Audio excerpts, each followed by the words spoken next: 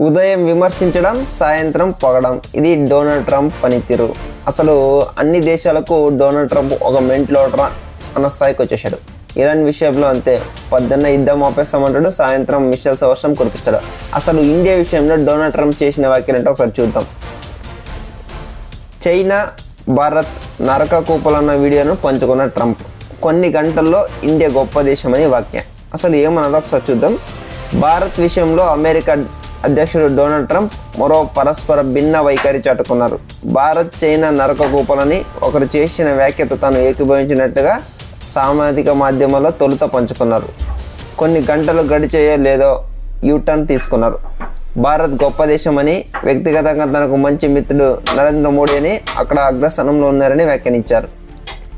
ఇక్కడ పుట్టినందుకు పాపాయికి పౌరసత్వం వచ్చేస్తుంది. ఆ తర్వాత తమ మొత్తం కుటుంబాన్ని చైనా నుంచో భారత్ నుంచో భూగోళం ఉన్న మరేదైనా నరక ప్రదేశ్ నుంచో అమెరికాకు తెచ్చేస్తారు.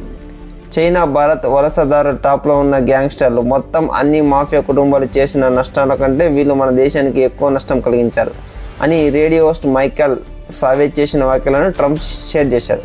అయితే దీనిపై తీవ్ర విమర్శలు రావడంతో కొన్ని గంటల వ్యవధిలోనే ట్రంప్ తన స్వరాన్ని మార్చారు. భారత్ ఒక అద్భుతమైన దేశమని, ప్రధాని మోడీకి తన మంచి మిత్రుడని పేర్కొన్నారు. డొనాల్డ్ ట్రంప్ అసలైన పిచ్చుడని అందరికీ అర్థమవుతుంది.